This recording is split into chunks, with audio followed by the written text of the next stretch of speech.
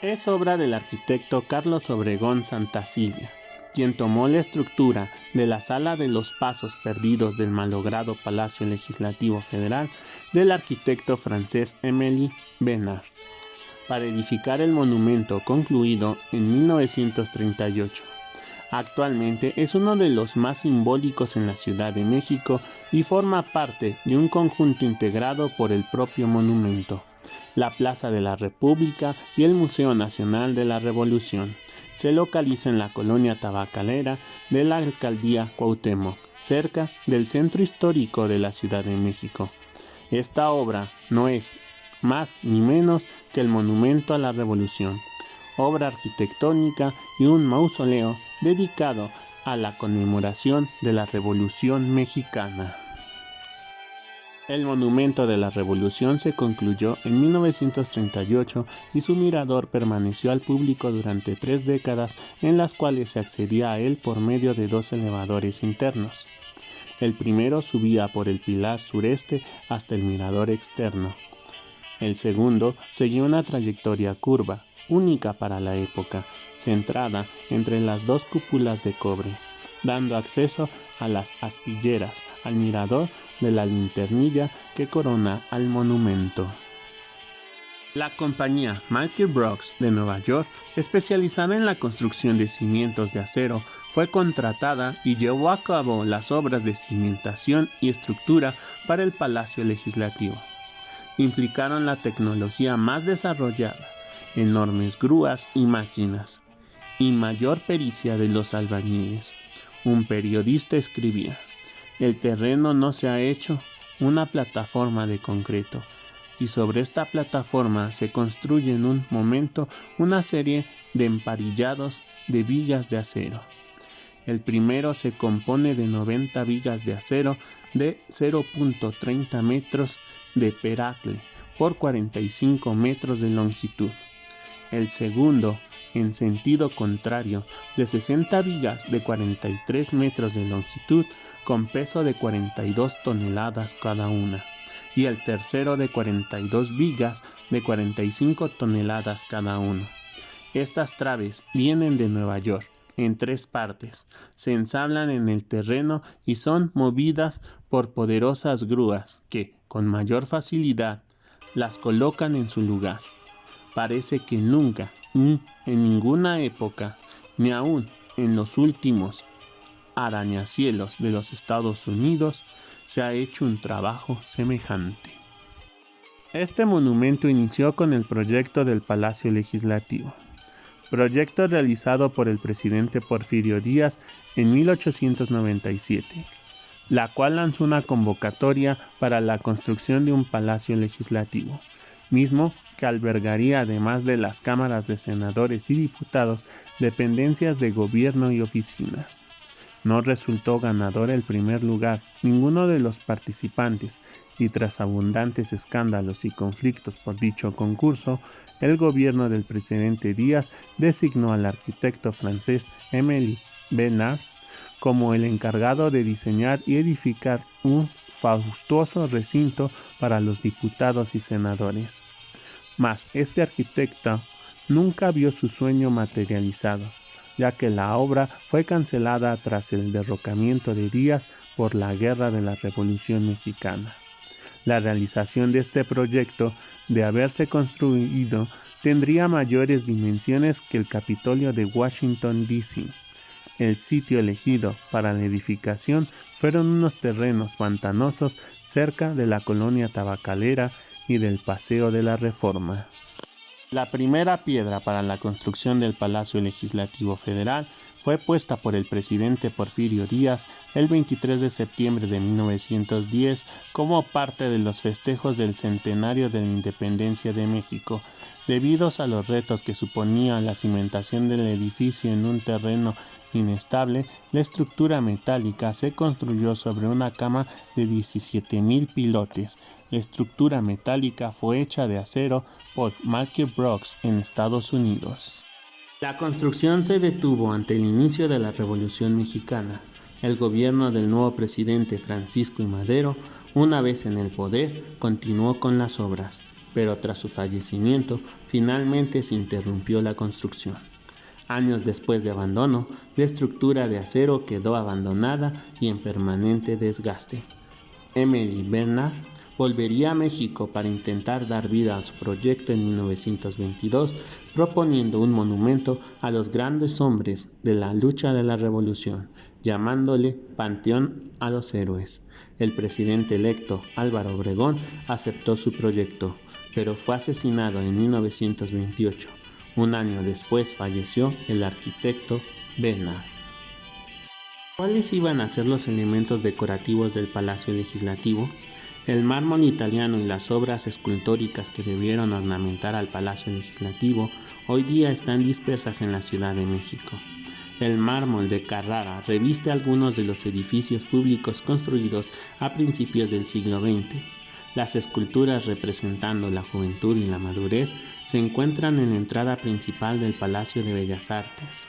El águila que remataría la cúpula del palacio ahora corona el monumento a la raza y los leones, ideados para las escalinatas, flanquean hoy la entrada del bosque de Chapultepec. Entonces, ¿qué pasó con el Palacio Legislativo? La estructura deteriorada se comenzó a desmantelar para usar el material en vías férreas, pero en 1933, cuando el arquitecto Carlos Obregón Santacilia pasaba por el lugar, vio que la estructura central de lo que iba a ser la sala de los pasos perdidos del palacio estaba en perfectas condiciones, por lo que sugirió al ingeniero Alberto J. Pani aprovechar la única parte aprovechable del malogrado palacio para honrar a la entonces recién concluida Revolución Mexicana. El propio arquitecto Obregón Santacilia creció cerca del monumento, en la calle de Vallarta, por lo que conocía a pleno el terreno. Carlos Obregón Santacilia había realizado previamente obras como las oficinas del Banco de México entre 1925 y 1926 y la Secretaría de Salud de 1926 y 1929, ambas en la Ciudad de México. Por ello tenía acceso a la presentación de ideas de obras públicas, pero esta propuesta inicialmente fue rechazada por Pani, quien tenía una idea previa de hacer un monumento a la Revolución. Dicha propuesta fue aceptada luego de que Pani consiguió convencer a Plutarco Elías Calles de involucrarse en el proyecto y convencer al presidente Abelardo Rodríguez. La adaptación de la estructura de la sala de pasos perdidos en el Monumento a la Revolución Mexicana abarcó de 1933 a 1938. Entre los cambios que se realizaron fue recubrir la cúpula con láminas de cobre, remover el águila que remataba la linternilla de la cúpula monumental que se trasladó al actual monumento a la raza al norte de la ciudad. Obregón Santacilia dio un estilo sobre Art Deco vigente en esa época, con un contraste notorio entre las piedras usadas de la cantera de color claro y la piedra volcánica negra. Otros elementos alineados a este estilo, con las 18 lámparas reflectoras que circulaban en la Plaza de la República y las 4 astas banderas de ese mismo estilo, así como los grupos escultóricos La Independencia, las leyes de reforma, las leyes agrarias y las leyes obreras, y las águilas diseñadas y ejecutadas por el escultor mexicano Oliverio Martínez de Hoyos y las lámparas del mismo monumento. El Monumento a la Revolución, a 100 años de ser inaugurado, su construcción, con una inversión estimada de 360 millones de pesos para su remodelación, el 20 de noviembre del 2010 se reinauguró como parte de los festejos del centenario de la Revolución Mexicana. Conservando su arquitectura original, han sido renovados el Museo Nacional de la Revolución, el mausoleo, se rehabilitó la fuente adyacente y además fueron restaurados desde la piedra hasta el cobre. Dentro del sótano puedes ver la escultura llamada Formación, que menciona que es el segundo núcleo de instalaciones de la exposición Bajo la Mira. La revolución de la no violencia se refiere a la pieza de formación que se ubica entre las crucetas de la estructura que permiten explorar los espacios residuales poco evidentes al visitante. Formación alude a las estrictas alineaciones militares que promueven el orden y la disciplina.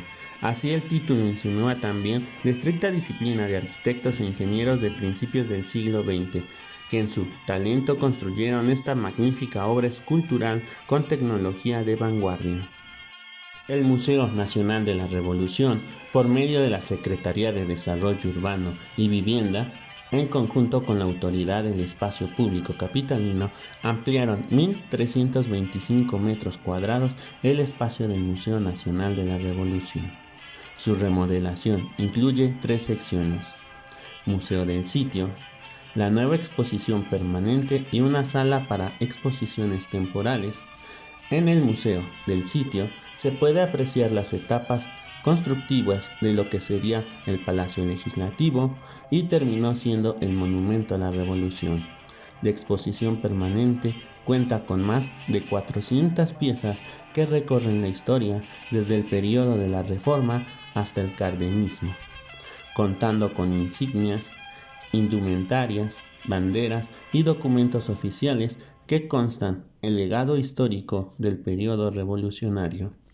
Asimismo, está dividida en 8 etapas, como son la consolidación del Estado mexicano, el porfiriato, la Revolución Democrática, la Guerra Civil, la Constitución, entre otras, las cuales hablaremos en otros videos. Además, en la nueva museografía se rinde homenaje a la Bola, personajes anónimos que participaron en el movimiento armado, caracterizados en esculturas que dan la bienvenida al museo. Consta de un elevador transparente en el centro, que lleva al mirador, que ha sido reabierto al público. Este elevador comenzaba su trayecto a la altura de la plaza y terminaba en la parte superior de una de las columnas del monumento, llegando hasta el salón presidencial. Lo que nos rodea ahora es piedra de cantera chiluca, traída en los años 30 desde Hidalgo para la construcción del monumento. Se encuentra en estado de conservación, por eso les pedimos no se suben, no se sienten en las gradas que van a estar en el día de hoy. Muchísimas gracias. Esta parte de acá se llama deambulatorio, conecta con la cúpula de cobre del monumento. Pueden pasar de aquí hasta la banda roja, regresan y continúan bajando escaleras hasta encontrar a otro compañero que los guíe al siguiente mirador. Ok, muchísimas gracias. El monumento está rematado por una doble cúpula, sostenida por 4 arcos a la altura de 26 metros. El interior está recubierta de cantera y el exterior de cobre patinado. Una doble escalera helicoidal rodea la primera cúpula de cantera, que tiene como remate un deambulatorio por el cual es posible acceder a una terraza que funciona como un mirador interno. En la actualidad se puede llegar a este punto a través del elevador panorámico instalado en 2010, año en que también fueron instalados telescopios en estas áreas. Entre el mirador y el deambulatorio, bajando por la escalera helicoidal, se accede a las aspilleras de 8 metros de altura que permiten el paso de la luz hacia el interior de la cúpula. La terraza es un mirador en el cual se puede observar la Ciudad de México y apreciar cercamente las 4 esculturas del escultor mexicano Oliverio Martínez, que descansa en las pechinas del monumento. Este mirador permaneció abierto durante 3 décadas y fue reabierto en el 2010. La segunda cúpula, en su parte inferior, está revestida de cobre patinado y puede verse desde el deambulatorio. Entre esta parte inferior y la exterior hay una estructura de acero hecha en Estados Unidos, con 29 costillas que sostienen 600 paneles de cobre que fueron martillados a mano y son desmontables. Al interior de esta estructura hay un elevador curvo de estilo Art Deco que permitía el acceso hasta la linternilla. Dicha estructura metálica tiene adicionalmente un anillo de comprensión que sirve como comprensor del sistema constructivo de la cúpula. Como ya lo habíamos mencionado, la estructura del Monumento a la Revolución está construida sobre una cama de 17.000 pilotes sobre los que se colocaron las grandes vigas de acero que sostienen al edificio. Uno de los mayores logros en la rehabilitación del Monumento a la Revolución del 2010 consiste en la posibilidad de caminar a través de la cimentación de acero original donde se encuentra el Café Adelita. Este lugar ofrece un menú inspirado en la cocina y la tradición mexicana. El café en el nivel de acceso sirve una selección de especialidades tradicionales como tamales y bocadillos mexicanos servidos con atole, chocolate casero caliente, bebidas embotelladas populares y dulces típicos mexicanos. También sirven crepas con una muestra de la década de 1900. El nombre de Adelita Café está ligada a las legendarias mujeres valientes que lucharon en la Revolución Mexicana, asociadas con mujeres de gran fuerza y valor. Este ícono mexicano está arraigado en nuestra cultura como uno de los símbolos más puros de los ideales de la Revolución. Ya llegando al mirador y viendo el esplendor de la Ciudad de México, Adelita Café ofrece un espacio en el mirador del Monumento de la Revolución Mexicana, con unas vistas maravillosas de la ciudad al abrigo del viento y el sol. Este es un lugar para la contemplación y para disfrutar la experiencia de relacionar este edificio con el resto de la ciudad u apreciar el valle donde está construido esta inmensa ciudad. Realmente un lugar para relajarse. Pasando por los pasadizos del Monumento de la Revolución, nos podemos dar cuenta que el propio monumento tiene 65 metros de alto y su estructura principal tiene 4 arcos de 26 metros de alto por 18.5 de ancho. La obra está recubierta de piedra y sobresale su gran cúpula, que tiene a su vez otra interior. Realmente una gran estructura de la ingeniería, que, de manera irónica, el monumento que hoy recuerda al movimiento revolucionario iniciado en 1910 fue ordenado por quien fue depuesto. Lo habíamos mencionado anteriormente como parte de los festejos por el centenario de la independencia. El 23 de septiembre de 1910, Porfirio Díaz colocó la primera piedra de lo que se planeaba sería el Palacio Legislativo de México, un proyecto demasiado ambicioso que competiría con otros recintos como el Capitolio de Estados Unidos, que hoy actualmente es considerado una de las mejores estructuras que se encuentra dentro de la Ciudad de México, el Monumento de la Revolución. En el proyecto original de Obregón Santacilia, la linternilla tenía como objetivo fungir como un faro para la urbe con un enorme haz de luz. Puede observarse en este punto la abolladura de un rayo que cayó en el monumento cuando éste no tenía pararrayos. Desde este punto, Juan O'Gorman tomó la perspectiva para su obra La Ciudad de México en 1949. Como sabemos, la linternilla es el remate del monumento, el cual está compuesto por 2 cúpulas de 80 metros de diámetro. En este espacio se lleva a cabo la actividad de amaneceres monumentales, una de las experiencias más agradables en la que los visitantes pueden apreciar desde las alturas la salida del sol en la Ciudad de México.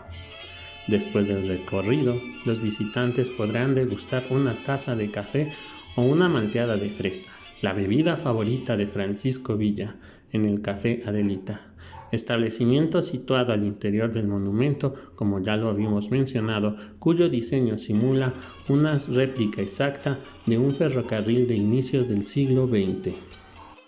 Por último, hay que destacar que en la actualidad, en el monumento y en el gran espacio abierto que lo rodea, la llamada Plaza de la República, se realizan distintas actividades culturales, entre las que destaca ELF, uno de los festivales de música electrónica y arte multimedia más importante del continente americano, que en el 2003 reunió a casi 200,000 personas. Y con este video solamente les recomiendo que suban hasta la parte más arriba del Monumento de la Revolución Mexicana, porque la verdad no hay ningún paisaje más hermoso que este, que es la Ciudad de México. Síganos a través de este canal, el cual compartiremos investigación jurídica, contable y administrativa que sea importante para ti. Si te gustó este video, suscríbete y dale un like con una manita hacia arriba y toca la campanita. Si necesitas nuestros servicios, comunícate con nosotros a los siguientes números. También nos puedes escribir a nuestro correo suyuricat@gmail.com. Nos encontramos ubicados en Zumpango número 12, Colonia Isidro Favela, Tlalnepantla, Estado de México, código postal 54110. No olvides visitar nuestra página www.suyuricat.com. Y recuerda, nosotros somos Suyuricat. Confiamos en ti, confía en nosotros. Hasta la próxima, amigos.